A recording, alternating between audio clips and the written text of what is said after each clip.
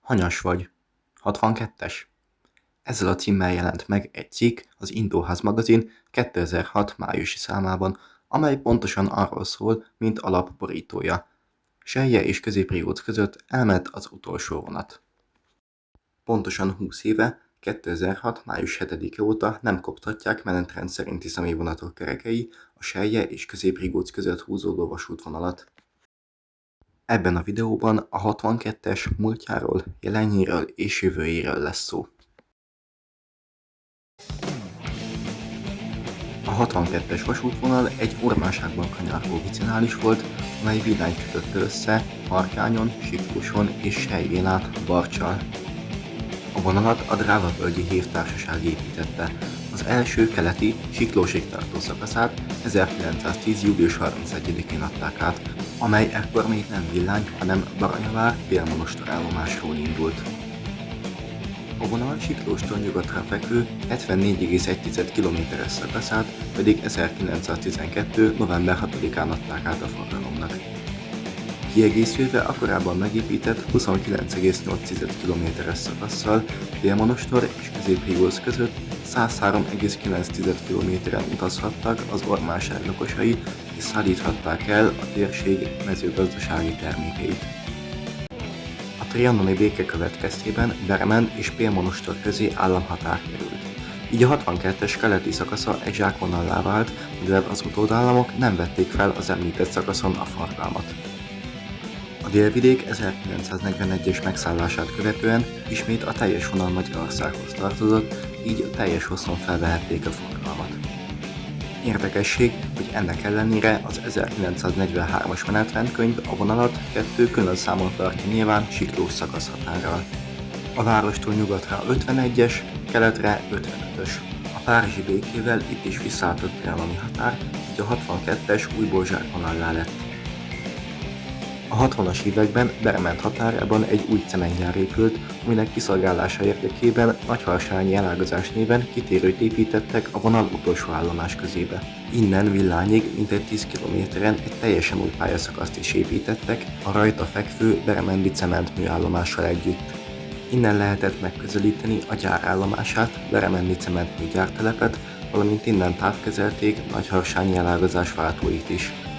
Mindezt azért, mert ekkor már tervben volt a 63-as számú Pécs-Harkány vasútvonal felszámolása, az viszont nem lett volna előnyös, hogyha a Bermendi cementművet vasúton csak Sellyén keresztül lehet megközelíteni. Ezt követően a 70-es években megszűnt a Sellyét Dráva-Sztára Zalántával, a Pécset Harkánnyal, valamint a Harkányt Dráva-Szabolccsal és a határ túloldalán Alsó-Miholyátszal összekötő vasútvonal. Utóbbi helyén napjainkban bicikliút található. 1982. augusztus 31-én megszűnt a forgalom a Nagyharsányi elágazás és Bermen közötti szakaszon is. Mind az elágazást, mind a Bermendig tartó pályaszakaszt felszámolták. Ezek után az ormánságban már csak a Szent Lőrinc-Selye, illetve a Közép-Rigóc villányvonalak maradtak fent. Ugorjunk egy nagyot az időben egészen 2006 elejéig.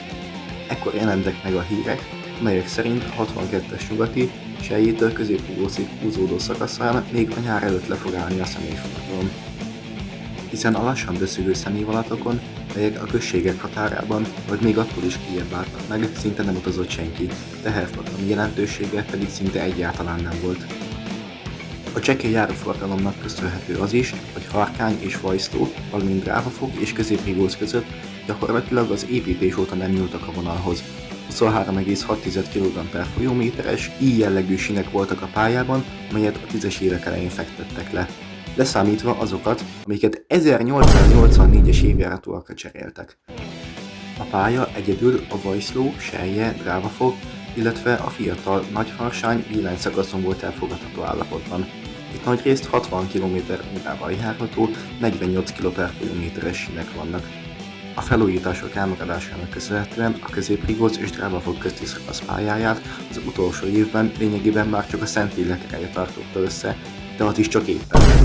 Emiatt a teljes szakaszon 20-as korlátozás volt elrendelve, kb. 5 km hosszban megszórva még 10-es lassú jelekkel is. De az igazi habatortán még csak nem is ez, hanem az, hogy a 10-es lassújelek nem voltak beleszámítva a napi 4 vonatpáros menetrendbe. Így minden egyes vonatnál simán összegyűlt 20 perc késés. Nem sokkal a bezárás előtt a vonalmenti állomásokon is kihelyezték a hirdetményeket, amelyek szerint itt hamarosan megszűnik a személyszállítás. Az utolsó üzemnapnak 2006. május 7-ét jelölték ki. Ezt a napot kivéve szinte üresen közlekedtek a személyvonatok, vagy egy-két fotósról a fedélzetükön, akik az ormánsági vicinális végnapjait jöttek dokumentálni. Utolsó napon még egy BZX is jutott a búcsúzó szakaszra, amit a villány felé közlekedő motorkocsik sájén adtak le, a Közép-Rigóc felé haladók pedig ott vettek fel. Mondanom sem kell, hogy a búcsúzó szakaszon május 7-én sokszorosára nőtt az utasforgalom. Sokan eljöttek dokumentálni a 199-es és 162-es BZ-k utolsó fordulóit, illetve még egyszer utoljára végig döcögni a kis baranyai falvak között. Az utolsó 38.138-as számú vonatot a 162-es BZ teljesítette, amely Közép-Rigóctól végig 15 perces késéssel közlekedett. És ezzel a vonal és a térség történetében is lezárult egy korszak. A megszüntetés napján és azután még hosszú időig azonban nem tudhattuk, hogy ez bizony újabb vonalbezárások előszele volt. És több másik vicinálissal egyetemben a 62-es még üzemelő keleti szakasza felett is sötét felhők kezdtek gyülekezni. Ezen a szakaszon is csak napi 4 pár vonat közlekedett, az 58 km-es szakaszt pedig a BZ-k 1 óra és 42 perc alatt tették meg. Végül e szakasz ítéletnapja is eljött. 2007. március 3. E napon a 38.126-os és 38.121-es számú vonatok az utolsók voltak. A teherszállítás Vajszló és Selje, illetve Harkány és Villány között megmaradt. Utóbbi szakaszon egy idő után már csak a Bermendi cementműből szállítottak, de 2023-tól onnan sem. Ezek után az áruszállítás már csak Vajszló és Drávafok között maradt fenn. Mindkét állomáson fát adtak fel, amit Seljére vittek, majd a Szentlőrinci vonalon keresztül szállították el. 2026 legelejétől az egykocsis támogatás megszüntetésével viszont már így sem szállítanak. Mondhatni, a 62-esen a forgalom idén teljesen megszűnt.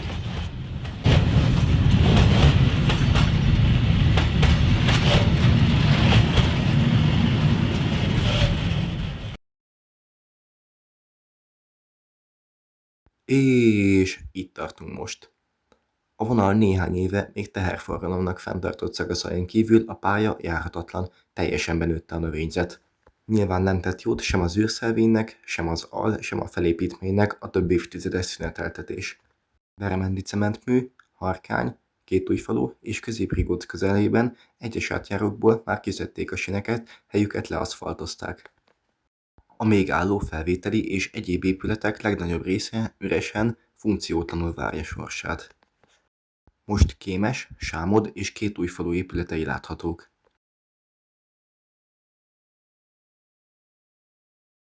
Egy kérdés pedig adott. És mi lesz ezután? Mi vár a vonalra a jövőben? Nos, a MÁV által hátrahagyott infrastruktúra egyes elemei már elkezdtek hasznosulni. Egyes felvételi épületek jó vagy elfogadható állapotban vannak. A nagyharsányi felvételi épületet jelenleg lakják, korábban pedig kastélyos dombó épülete is lakóházként funkcionált. Zádor felvételi épülete jelenleg egy raktár szerepét tölti be. Csányoszró épületéről pontosat nem tudok, az viszont biztos, hogy ezt is gondozzák. Vele együtt a még járható szakaszon található Nagycsány, Drávafok és Vajszló épülete sem romhalmaz. A vonal jövőjével kapcsolatban azonban a legfoglalkoztatóbb téma egy esetleges újraindítás. Lehet-e, lesz-e ilyen, és ha igen, akkor mikor és melyik szakaszon? Nos, arra fogadni ismernék, hogy a pálya állapota és a betölthető funkciók száma miatt a Drávafok Közép-Rigóc szakasz feltámadási esélye nincsen távol a nullától. Azonban már csak a pályák jobb állapota miatt is a legkeletibb, azaz a Villánytól Harkányig tartó szakasz szerintem alkalmas lenne az újraindításra. A Harkányi gyógyfürdő, a Siklósi vár, a Nagyharsányi szoborpark és még több más nevezetessége környéken, vagy úgy ámblok az 5000 fős Harkány település olyan célpontok, amikinek megéri visszaállítani a vasúti összeköttetését. főleg úgy, hogy az errefelé közlekedő buszok nyáron már így is tele vannak.